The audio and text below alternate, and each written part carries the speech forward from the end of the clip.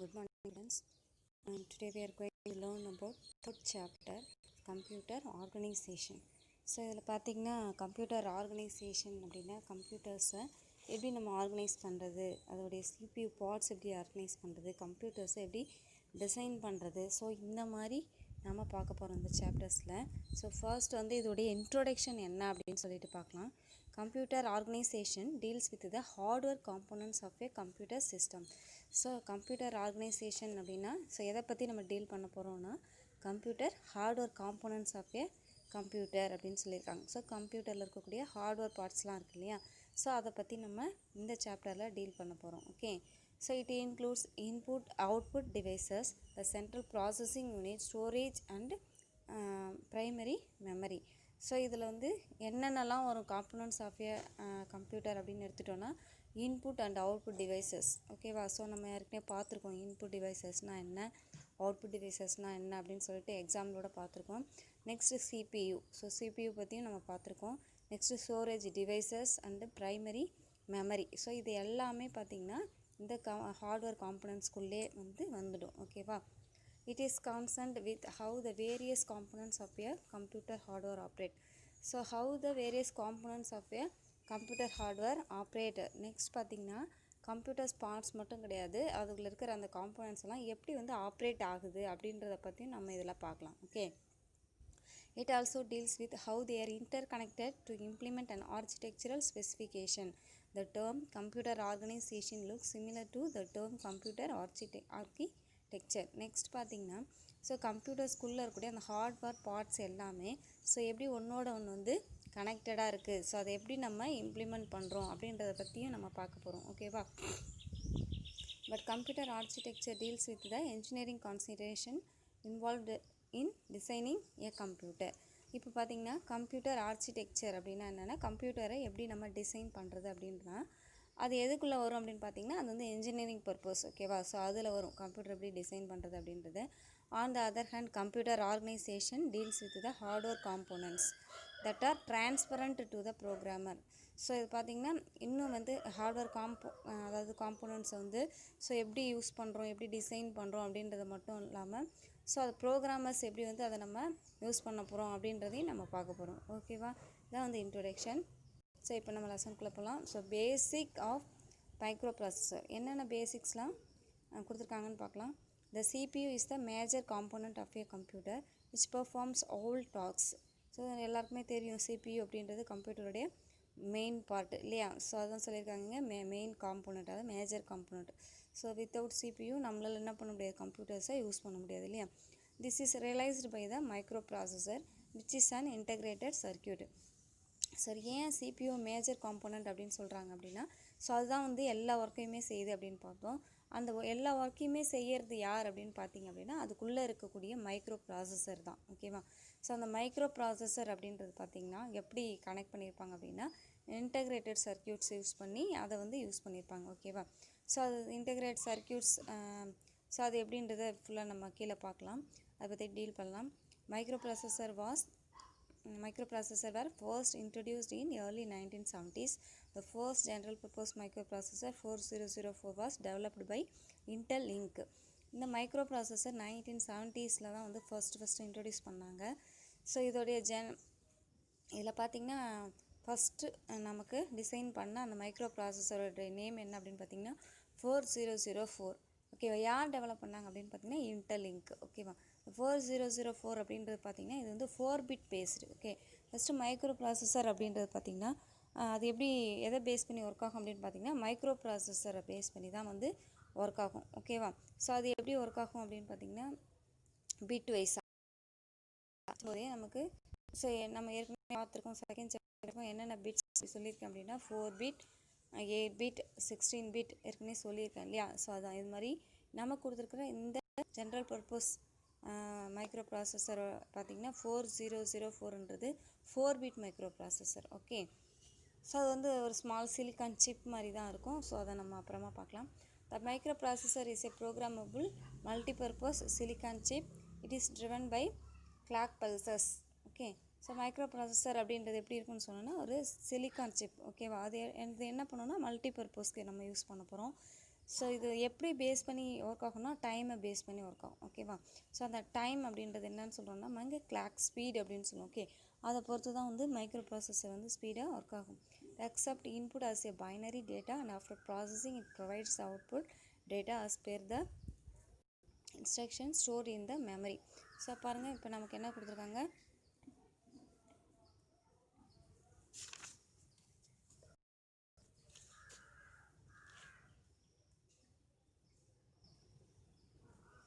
So first என்ன பண்ணோம் அப்படின்னா அது வந்து என்ன பண்ணும், அக்செப்ட் பண்ணிக்கும். அந்த டேட்டா எல்லாமே ஃபர்ஸ்ட்டு அக்செப்ட் பண்ணிக்கும். நம்ம கொடுக்குற இன்புட் டேட்டாஸ் எல்லாமே அது பைனரி என்ன பண்ணுன்னா அக்செப்ட் பண்ணிக்கும். ஓகே,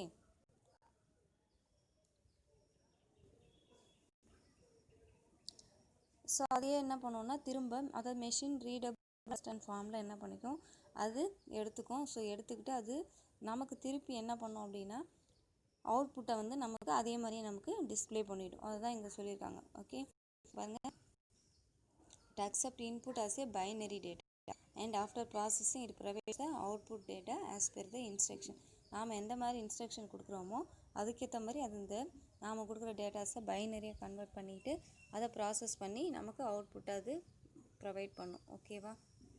ஸோ நெக்ஸ்ட்டு அந்த இன்ஸ்ட்ரக்ஷன்ஸ் எல்லாமே அது ப்ரொவைட் பண்ணுறதுக்கு முன்னாடி என்ன பண்ணோம்னா மெமரியில் ஸ்டோர் பண்ணிக்கும். Okay, a block diagram of a micro processor based system. So இது வெரி இம்பார்ட்டன்ட். இந்த டயக்ராம் மட்டும் பார்த்திங்கன்னா 2 மார்க்கில் கேட்பாங்க.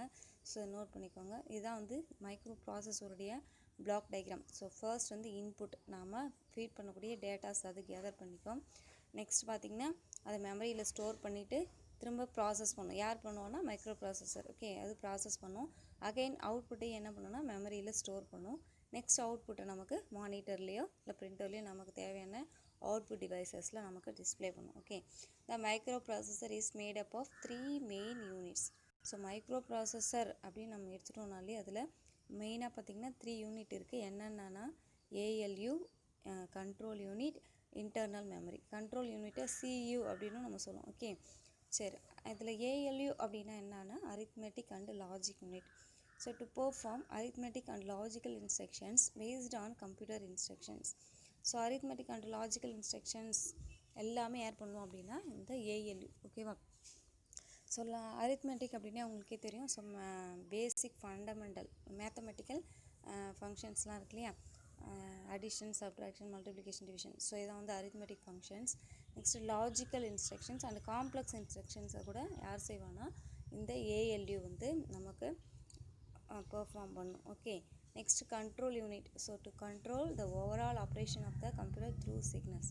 ஸோ கண்ட்ரோல் யூனிட் என்ன பண்ணோம் அப்படின்னா சிபியூவில் இருக்கக்கூடிய எல்லா பார்ட்ஸையும் கண்ட்ரோல் பண்ணுறது யார் அப்படின்னா இந்த கண்ட்ரோல் யூனிட் தான். ஓகே, ஸோ அதுதான் வந்து இந்த டேட்டா ஃப்ளோயிங்லேருந்து எல்லாத்தையுமே கண்ட்ரோல் பண்ணோம்.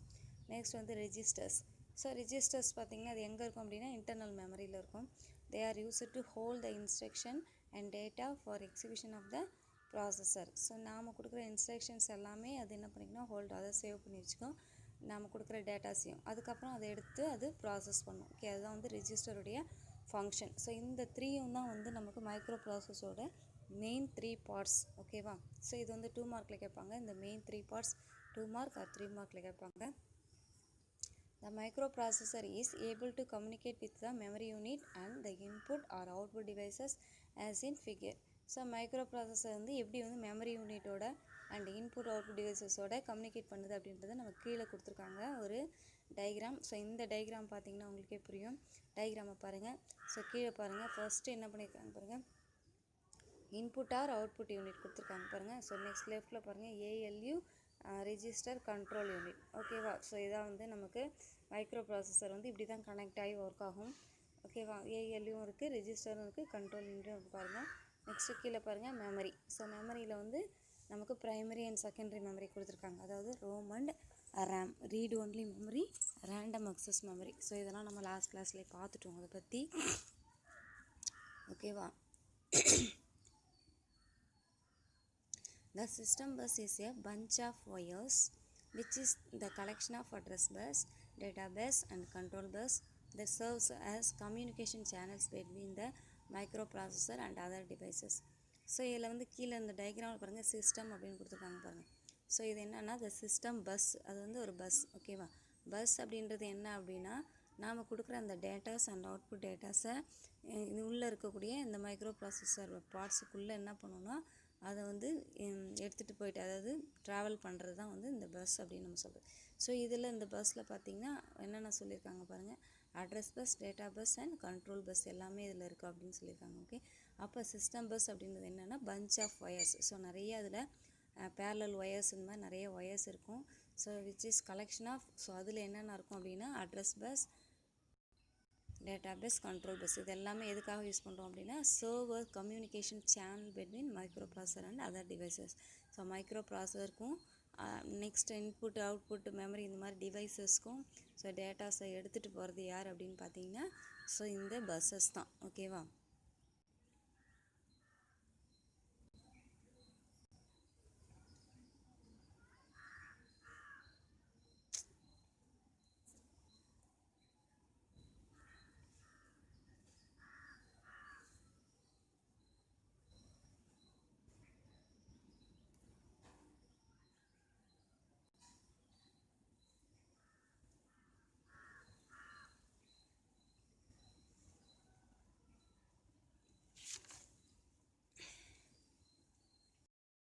பார்த்திங்கன்னா இதில் வந்து அதோடைய கேரக்டரிஸ்டிக்ஸ் கொடுத்துருக்காங்க. ஸோ கேரக்டர்ஸ் அப்படின்னு பார்க்கும்போது பார்த்திங்கன்னா என்னென்ன கேரக்டர்ஸ் கொடுத்துருக்காங்கன்னா clock speed, instruction set and word set. So இந்த மாதிரி நமக்கு வந்து அதோடைய கேரக்டரிஸ்டிக்ஸ் ஆஃப் மைக்ரோ ப்ராசஸருக்குள்ளே கொடுத்துருக்காங்க.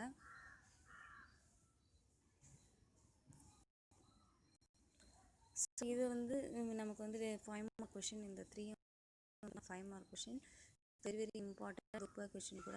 ஸோ அதனால் வந்து இது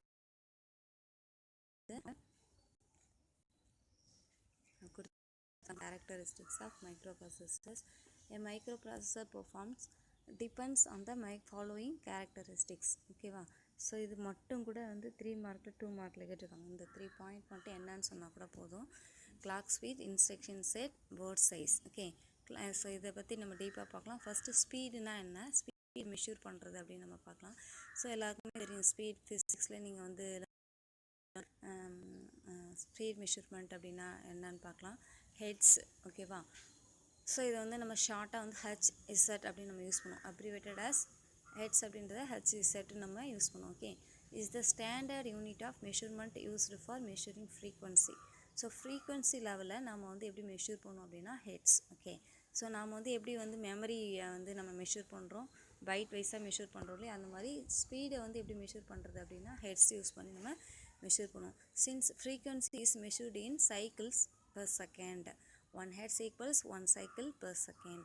ஸோ இதை நோட் பண்ணிக்கோங்க. என்ன சொல்லியிருக்காங்க பாருங்க, frequency is measured in cycles per second. So per secondல ஒரு ஸ்பீடை வந்து நம்ம எப்படி மெஷர் பண்ணோம் அப்படின்னா சைக்கிள். ஓகே, 1 சைக்கிள் அந்த மாதிரி யூஸ் பண்ணுவோம்.